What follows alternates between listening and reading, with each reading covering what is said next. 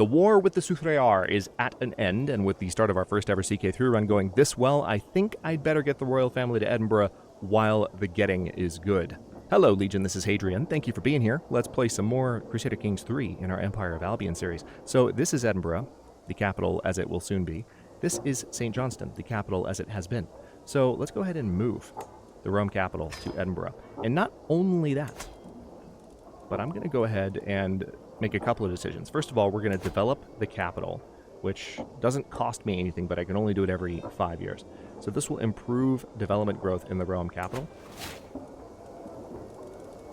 And then we're going to convert to local culture. Truth be told, there is little separating my traditions from those of the people in my capital. We observe the same holy days, the same public feasts, and our language has become almost the same. So we adopt the Anglo-Saxon culture. Why are we doing this? The way that CK3 is currently coded,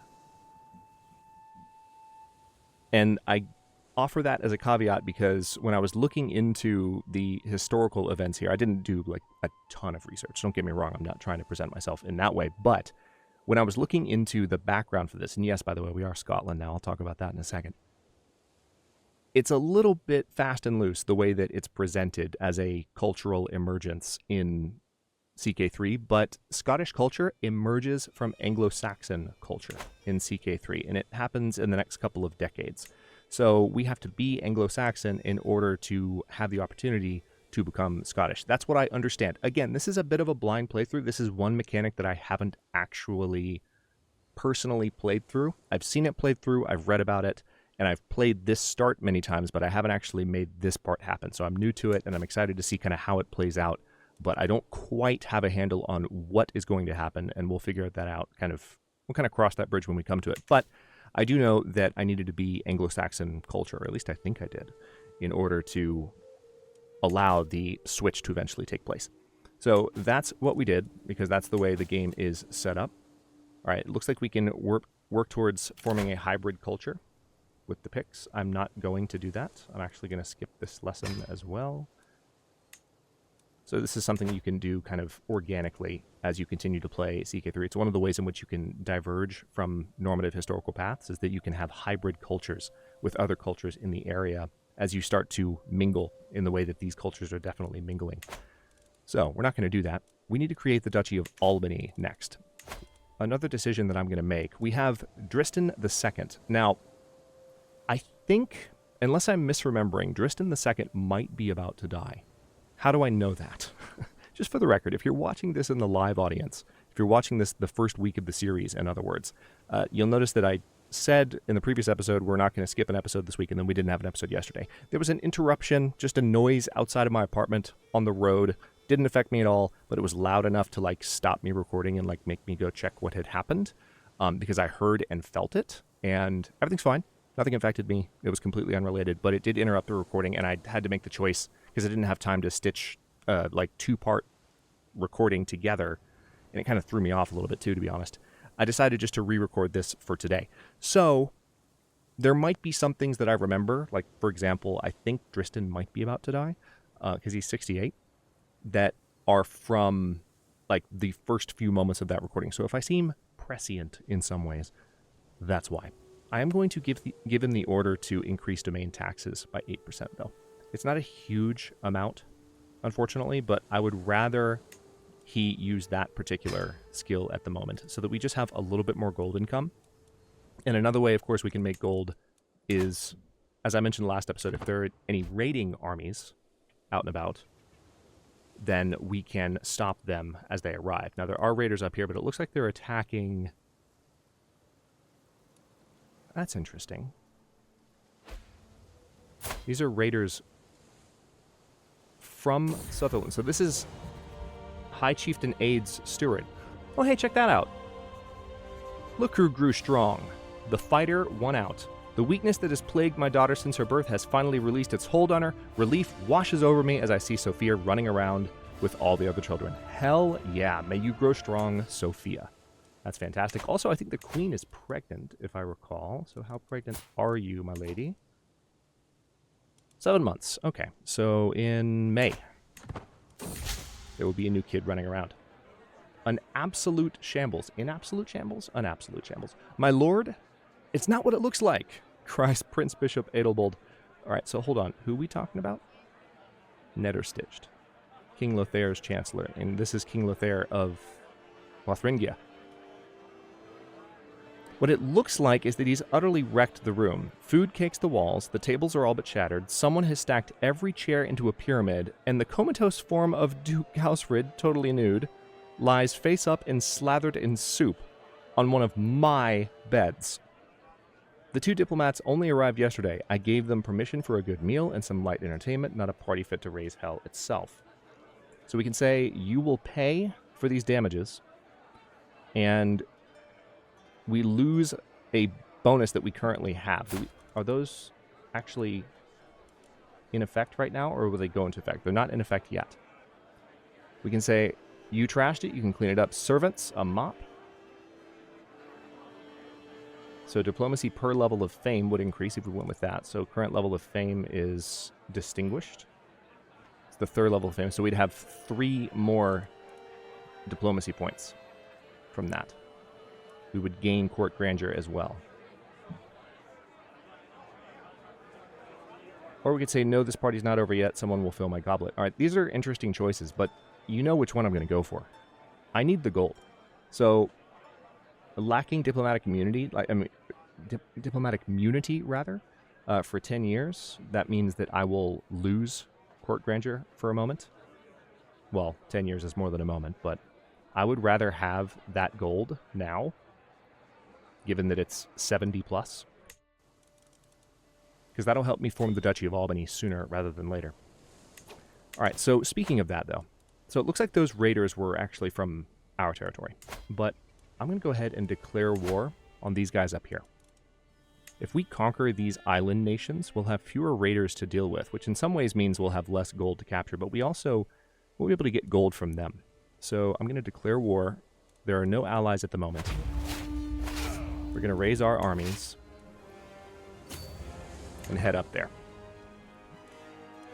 We'll take care of them, and them, and them. Possibly all within this episode, unless we get interrupted. So it looks like the Earldom of Gowrie has given rise to the peasant rabble targeting you. That's probably because of the culture shift, I would imagine. I haven't yet switched tribal authority because of what's happening right now. There's already a bit of unrest given the kind of decisions that I've made, and I need to be mindful of that. A new translation. More than anything, my quest to be a learned man is teaching me how much I do not yet know. What more, there must be so much knowledge that has been lost to the ages as books fall apart or languages are forgotten. Perhaps I could contribute by making a new translation of one of the classic works, although what would I even translate? So we might gain a learning lifestyle perk from this if we go with Ptolemy's Almagest. All right, so these are just options. Or we could say this sounds too hard and lose the stress. Let's go with Ptolemy. Daughter. Okay. So let's see. Let's go with Catherine as Sophia's sister. May you grow to be strong and wise, my daughter. Okay, so with that in mind, we need to make sure that she's being raised properly. Let's have... Who would be the best character to raise her at the moment? I guess the Queen. I mean, the Queen's not fantastic. But for now, we will put her in the Queen's charge.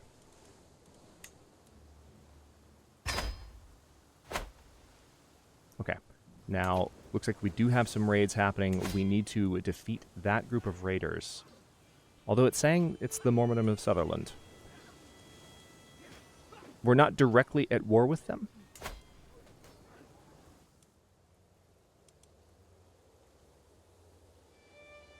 But it's a hostile army. Hang on. So one of the things that can happen when you have lower kingdom authority in Crusader Kings is you can have infighting occur relatively easily. So you can have vassals fighting each other. And usually if you're the overarching ruler of it, like if you are the king of the entire territory, like you don't get targeted by any of those sort of fights unless there's a rebellion specifically against you. But there can be infighting between vassals. So I think what's happening here is this is not a totally hostile army, but because it's orange, we could attack them, given who they must be attacking. That's so... It almost looks as though it's saying that they're allied. Maybe they are? Or maybe they're mutually at war. That could be... Yeah, that's what it is. So they're mutually at war. And so we could attack that army. Strangely enough, like, I don't think I want to do that, but could I get gold from that? So it's not a raiding army. I thought it was, but it's not. It's just an army, period. Spouse, up to the task. Some of my counselors believe the job is theirs by right of blood or influence alone. How wrong they are. I expect results, yet I am often disappointed. After a long day, I am complaining to Ermentrude about, or when she interrupts me, let me do something about it, husband. A few lessons might sharpen their wits. So, if she's going to teach anything, it should be martial or maybe stewardship. Oh, this is interesting. It doesn't appear to be a challenge based on her skill level. So this would just boost their stats. Yeah. Well, this is interesting because I'm not really using my bishop for anything right now, and it would be... In some ways, it would be good to give additional stewardship to Dristan, but again, Dristan... I'm kind of feeling Dristan's about to die. So I'm gonna use that potential foreknowledge to go with, yeah, Archbishop, not Frake. A new translation. I'm having the notes for my translation of the Almagest read back to me when, my lord, please forgive me, but did you fall asleep? Heavens above, this classic is a piece of absolute dribble. All right, so you can say, nevertheless, I will force myself through it. We can lose a bit of gold. If I take the stress hit, though, it's a pretty decent stress hit. All right, right now we're at 49 of 300 total, and 100 is when we would actually gain a stress level. So I think we can take that hit, and the translation quality will improve significantly. Let's do that. All of these events, by the way, you can tell from the book icon in the upper left, they're related to the fact that I have a learning focus. Your son, Donald, is the new player heir. So it looks like he got voted in as the heir, interestingly enough. All right, so do we have any raiders running around? Doesn't look like it at the moment. We need to just basically finish this siege, which is going to take 6 months, and we'll be golden.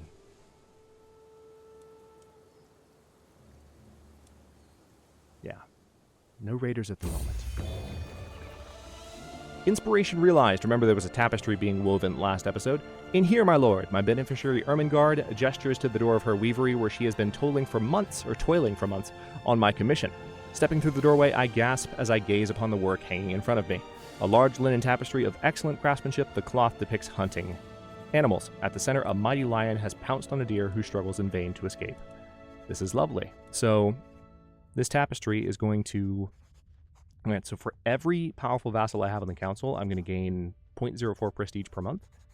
And it looks like there's another court grandeur bonus. So with that in mind, let's go ahead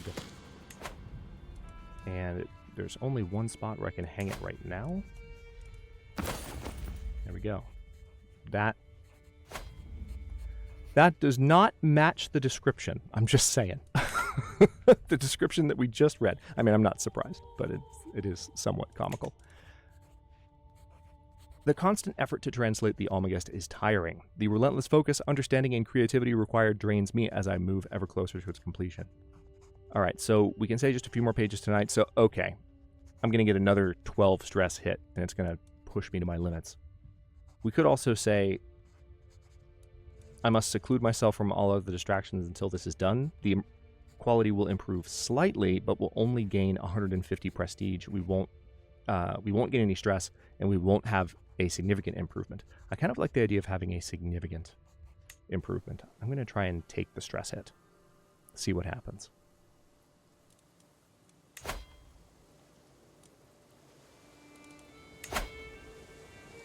Alright, so this particular peasant rabble...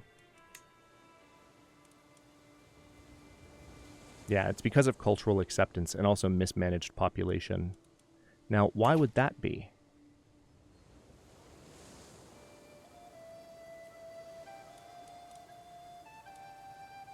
I think that's due to an event that fired a while back.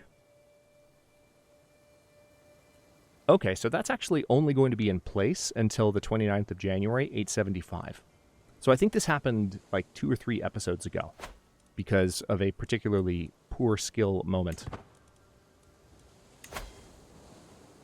Was it our former chancellor, maybe? Might have been, or it could have been the former marshal. Anyway, we'll have to keep an eye on that. The fated child. There's a certain intensity to Donald's gaze. He walks also with a proud grace. He talks with conviction and firmness, with exquisite clarity of syllable. Elders 5 times his age listen intently as he does so, drawn to the magnetism of Donald's personality, as if moths to a flame. There is something special about this child. The old songs talk about those that are marked to carry forward their people, a figure of great bearing and greater ability. Could it be true? Could Donald be anointed by fate? So we can say this child needs nurturing, and he would gain destined for glory. So his monthly lifestyle experience, that's 10%. Wow. Wait, so how long would you would just have that? Donald would just get a permanent buff to lifestyle experience. Or we can say, what nonsense, the whelp shall know his place.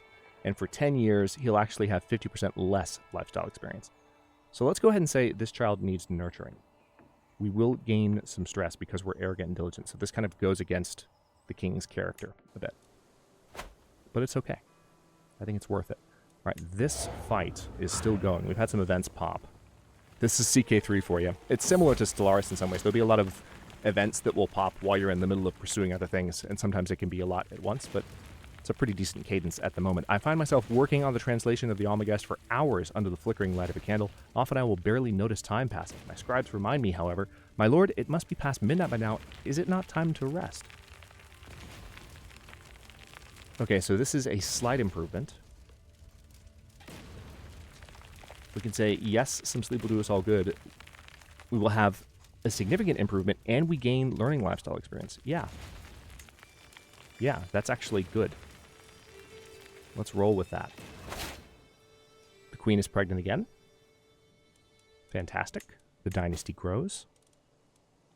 We can call allies to war, but I don't really need to. Don't really need to. All right. There we go.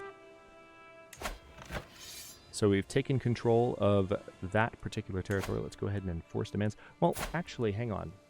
Can I ransom anyone? No, I cannot. Sad day. All right, then. Let's enforce demands. So be it. All right, so Kirkwall is now under Scottish control. Again, we are Scotland now, which is nice. Now, there are a few other islands that we can kind of declare similarly on, and I think I would like to go ahead and do that while there's kind of an opportunity to do so. So,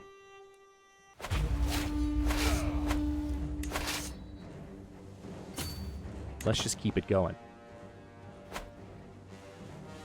They don't really stand much of a chance at the moment. Donald increased his stewardship by 1. That's good. So his stats are getting pretty impressive. He's charming, ambitious, compassionate. He is arbitrary, unfortunately. There's still a possibility that we could remove that from him somehow.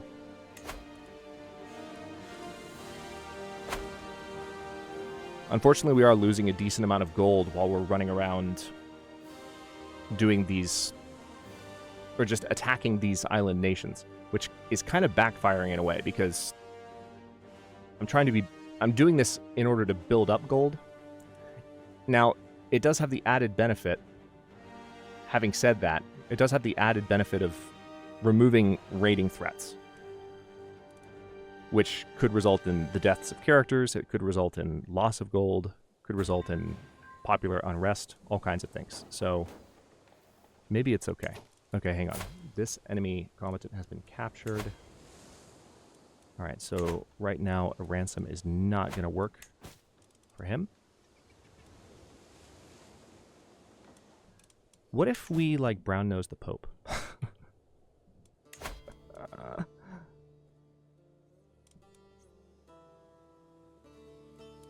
Right now I'm swaying... You know what? King Louis has been swayed enough. Let's start trying to sway the Pope. Right now, ooh, scheme strength for that is low. So it's going to be hard to increase his opinion of me, but as his opinion improves, I'll be able to ask him for money. And I need to ask him for money so I can found the duchy. Okay? The Duchy of Albany needs to exist. That's the next objective. Okay. This siege is going to take another 5 months. Let's go ahead and go to speed 4. An excellent translation. My translation of the Almagest finally stands complete. My words rest on beautifully illuminated pages, all protected by a lavish cover, as befits the work's importance. The tome has taken pride of place in my library, and every priest who reads it is mightily impressed by my efforts. Some are already speaking of making copies of their own. This effort has taught me so much.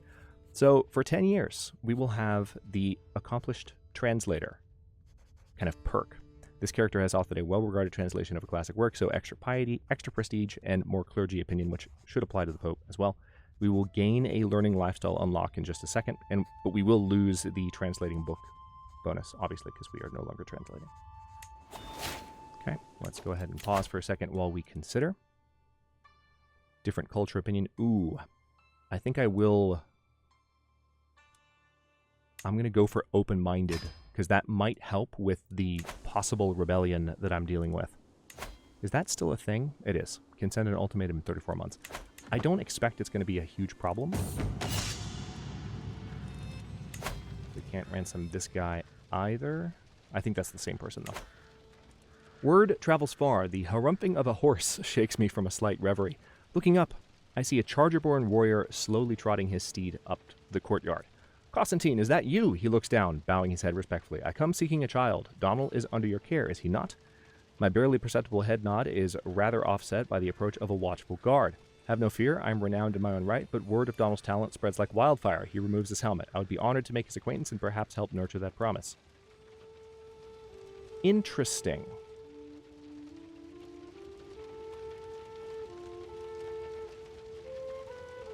So basically, this is martial training or war training, fight training, however you want to put it, and you can train in a number of different dimensions.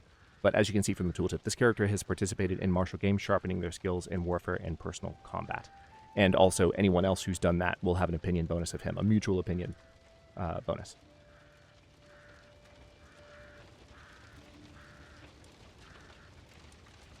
This is interesting. So you could say perhaps you could even be persuaded to stay.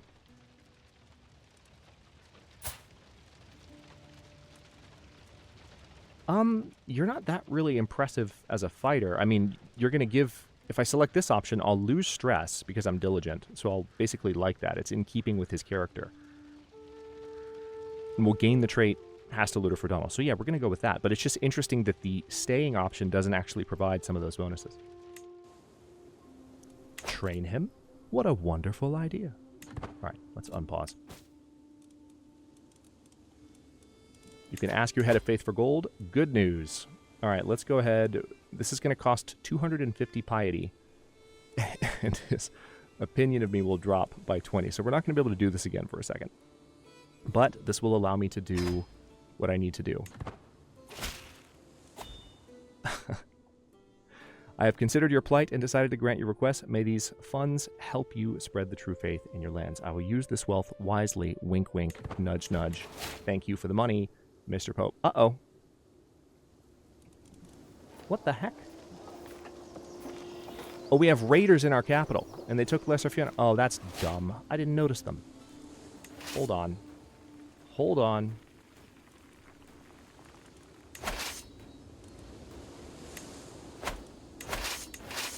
Okay, so we're going to take this army, the stronger of the two, and send them to intercept, and hopefully they're probably going to try to ransom her, I would guess. I honestly didn't notice that was happening down in Edinburgh, or I would have sent this army to defend a little bit sooner. This fight's going to be over shortly. My daughter. Praise St. Brigid. Ermintrude has given birth to a perfect little daughter. So we have 3 girls now. Little sisters for Donald. Go with Elizabeth. May you grow to be strong and wise. So one thing that it occurs to me I could go ahead and do let's take a look at what other options we may have for securing powerful alliances. Because one thing that's definitely true is that if we have the alliances in place, it might make other powers a little bit less eager to declare on us. So King Karlman currently doesn't have a spouse. Bavaria is like a reasonable distance away, though. It's not super far, but it's starting to reach the area of the map, or honestly, it is in the area of the map that is difficult to justify from an alliance distance standpoint, because like he has to get troops to me quickly, and he'd have to march a good ways before he even got in the water. He could potentially come down here towards Venice and then sail, but that would still take a long time. There's also West Francia. Let's review our current alliances. We have alliances with Lotharingia, West Francia still, with Aid McKinnaid, and Wessex. So in terms of just raw troop count, Bavaria is the next one that makes sense. There's also Barcelona, which is, looks like down here. That's a significantly smaller. Interesting. Yeah, significantly smaller alliance in terms of troop count. And then, of course, there's the Kingdom of Brittany. Now, that makes a lot of sense.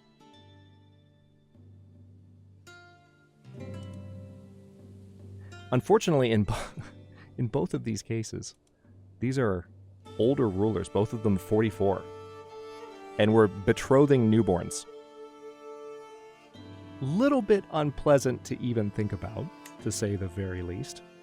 But, for the sake of some alliances, we will go ahead and make that happen. Let's also find a spouse for you.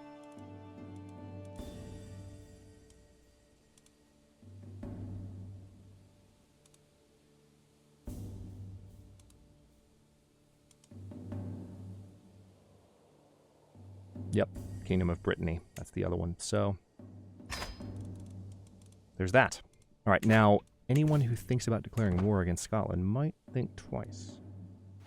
Thanks to that. All right, so we need to get our forces down to save our wet nurse and court physician. I gladly accept your betrothal proposition. Your daughter Elizabeth will be betrothed to my son and heir, Rowallan. Oh! Oh, no, that's right. Your son is 44. Okay. That's fair, though. 64-year-old king. He's been alive for a long time. So he's got an elder heir. Well, approaching an elder heir. Definitely will be an elder by the time the daughter is of age. To the implacable King Constantine of Scotland, I gladly accept your betrothal proposition. So those alliances, because of how long it's going to take for them to happen, like, it might not even occur, truth be told. All right, so this raiding is wrecking me. But thankfully it looks like we are going to intercept them.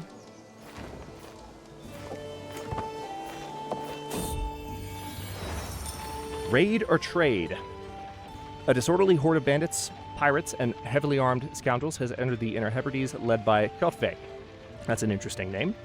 At first, my scouts thought they were here to pillage, but an emissary from their Jarl claims they would happily trade instead. Their force is rich in plunder, new and old, and this would give the locals a chance to buy exotic goods from across the world. Also, I still need to found the Duchy of, or I need to form the Duchy of Albany. Let's not forget that. From across the world. The subtext is clear. Trade under preferable terms, and they will depart in peace, or reject their offer, and they will take what they wish.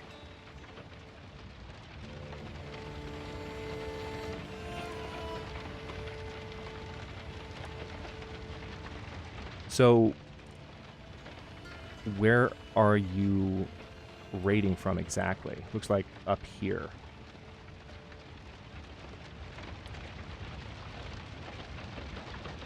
No? Oh, I was looking for the wrong flag. Right here. That's where he's raiding from. So we're looking at a 10-year truce, a 20-point opinion bonus, and raider-trader links. An unexpected offer, but highly welcome. Let's say that. Now we are going to... Looks like we did manage to intercept those guys. Let's now, before I forget, We need to form the Duchy of Albany. Costs 125 gold, so this is going to be most of my gold. But the duchy will be mine. I already control most of the titles. And now multiple vassals will have higher opinions of me because I'm their rightful liege at this point. Call to war. Interesting. So the alliance we just forged is pulling us into a war at this point. I'll accept that and help out momentarily, but for now we're trying to... Okay. A couple of important things just happened. The Battle of Haddington ended in an astounding victory. I eagerly listen to the messenger as he reads the report from my commander Martin and then turns to the soldiers before me. My lord, we cornered the remaining enemies as they made a valiant stand. They gave their lives protecting this banner. So we actually captured a war banner, which we can display for some bonuses. It's not a particularly nice banner, so it's not going to help us a lot. Like, it's not going to help as much as the banners that I already have on display in the hall, but we can use it for other purposes as well.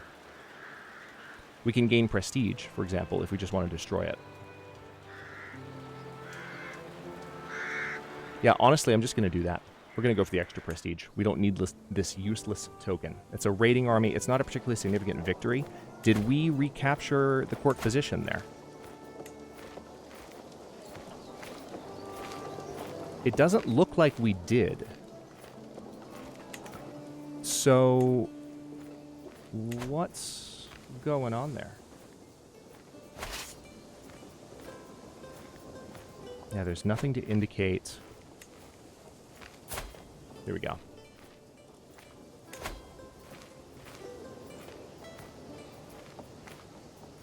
All right, I hate having to ransom her, but I was expecting to get her back when we beat that particular army in battle, and it didn't give her back. So let's go ahead and pay the 20. Now, another thing that just happened is that we secured that territory. Now, let's see, we still have some other raiders running around, so we'll have to bring this army back down and kind of keep an eye out for them. So we need to redistribute some titles. I think I'm going to give both of these away. There's no reason for me to hold on to both of them. So let's look at some of all skills and see if we can find a character that we can trust with these titles, that would rule them well. Actually, there are some good characters, but I'm kind of hoping to see a content character, and I don't see one near the top of the list, unfortunately. Unless I'm overlooking the icon. I see arbitrary, I see brave, I see wrathful, I see fickle. Trusting, humble. I mean, yeah, this is a really, really good character. Let's go ahead and give him that particular title. He deserves it. Same here. I don't want to give multiple titles to one character. I want to kind of split the power up to the best of my ability. That's my current thinking. Yes, this is a trusting character. So he's an honorable atheist. Let's go with that. Grant titles. All right, and with that, there's still a war ongoing. It's the war that we joined, but it's well in hand, to be honest. And we did recover some raid loot, by the way. So that's helpful, especially with the... Hang on, let's get that prisoner recovered, shall we? There we go. So she's indebted to me because we ransomed her. So we have a hook. If she ever misbehaves in any way, which she's not likely to, but if she ever does, then that gives us a little bit of leverage over her. So her aptitude is excellent. Let's go ahead and reappoint her to her previous positions. All right, and with that, we managed to rescue her. Let's go ahead and wrap up this episode here. In the next one, you know, let me check on Strathclyde real quick. He's still at war. Really?